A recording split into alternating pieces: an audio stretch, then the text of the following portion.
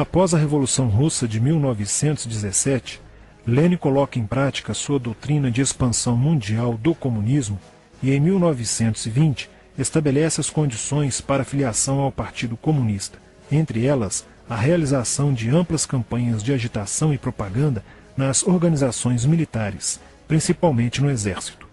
Em 25 de março de 1922, nasce o Partido Comunista do Brasil, o PCB. O novo partido aceitava as ordens diretas de Moscou.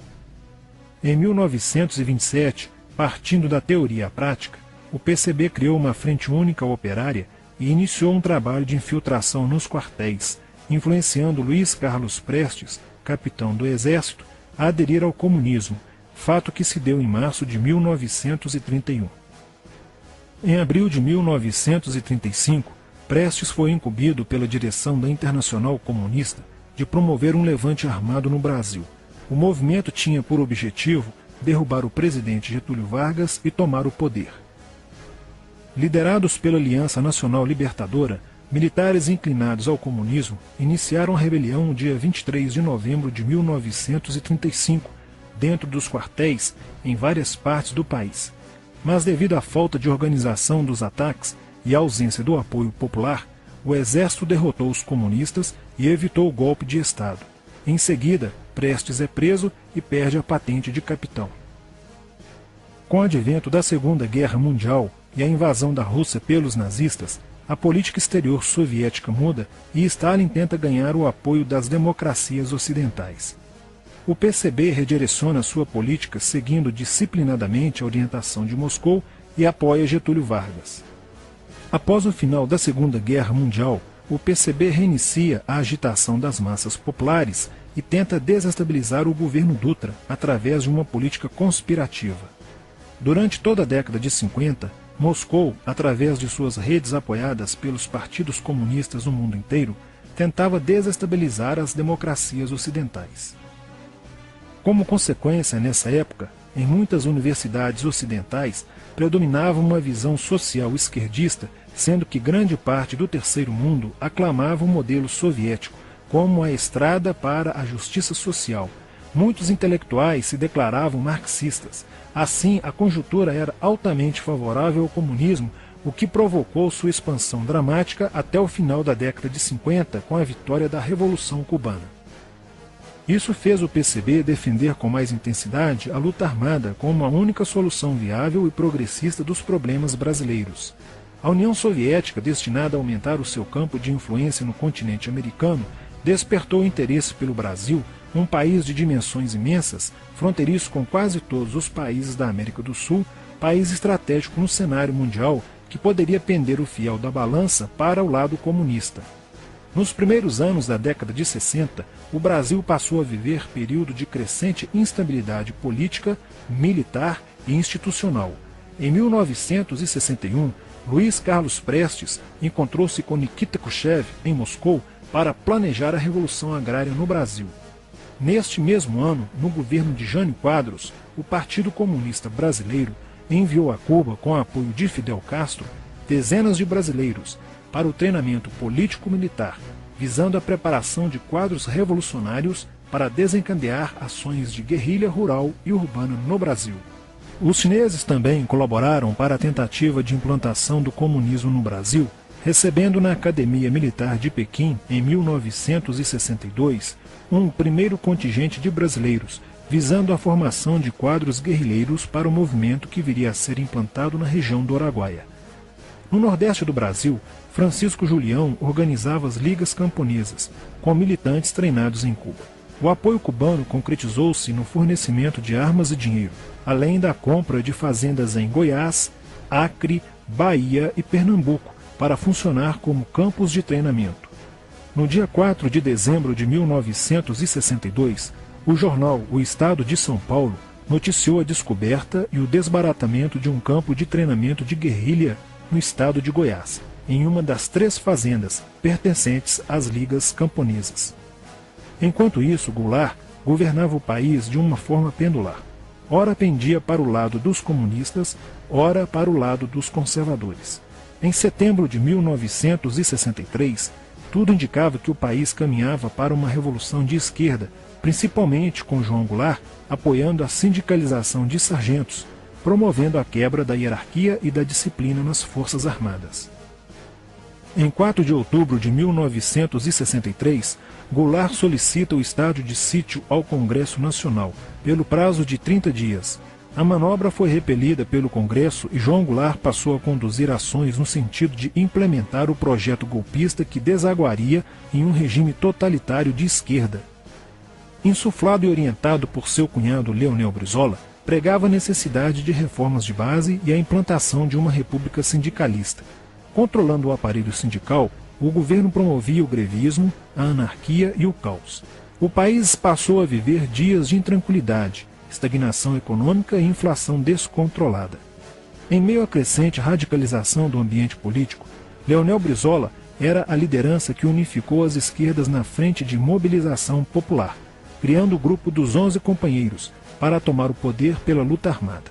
Segundo Brizola, o grupo dos 11 seria a vanguarda avançada do movimento revolucionário, a exemplo da Guarda Vermelha da Revolução Socialista de 1917 na União Soviética. Alheio às críticas que lhe endereçavam militares e oposição civil, João Goulart e o PCB mantinham entendimentos constantes. No dia 13 de março de 1964, um comício realizado na Praça Central do Brasil, no Rio de Janeiro, ficou conhecido como a Comissão das Reformas. Mais de 100 mil pessoas participaram, pedindo a legalização do PCB e a entrega de armas ao povo para a luta armada. No palanque estavam João Goulart, Miguel Arraes e Leonel Brizola. No dia 19 de março aconteceu a primeira Marcha da Família com Deus pela Liberdade, que reuniu 800 mil pessoas em oposição ao comício do dia 13, em demonstração do descontentamento de grande parte da população com os rumos que tomava a situação nacional, principalmente devido à impressionante demonstração de força, o tom radical dos discursos de Arraes e Brizola e a profusão de cartazes com a foice e o martelo. Em 20 de março, apoiados por Brizola e pela CGT, a Associação dos Marinheiros e Fuzileiros Navais do Brasil reuniu-se declarando um motim, dando origem a vários outros movimentos rebeldes no interior das Forças Armadas. Realizou-se em Niterói, na sede do Sindicato dos Operários Navais, um congresso continental de solidariedade a Cuba, com a participação de delegações latino-americanas. Luiz Carlos Prestes manifestou o desejo de que o Brasil fosse a primeira nação da América do Sul a seguir o exemplo de Cuba, se tornando uma nação comunista. Na véspera de 30 de março de 1964, João Goulart, ignorando o pedido de assessores e do seu líder na Câmara, Tancredo Neves, compareceu à sede do Automóvel Clube para uma homenagem da Associação dos Sargentos da Polícia Militar. No seu discurso, Goulart defendeu a mudança na Constituição para que pudesse concorrer às eleições presidenciais de 1965, desagradando a Carlos Lacerda, Magalhães Pinto e Juscelino Kubitschek, pré-candidatos à presidência da República.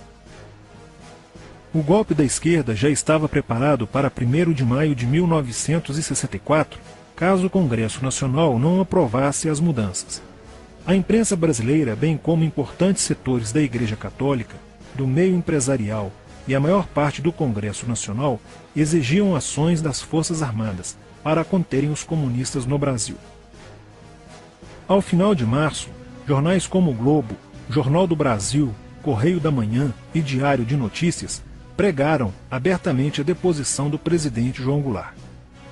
Nos bastidores dos acontecimentos, os serviços secretos dos Estados Unidos e da União Soviética trabalhavam intensamente, tentando cada um fazer a balança pender para o seu lado, não medindo esforços para levarem o Brasil a uma guerra civil.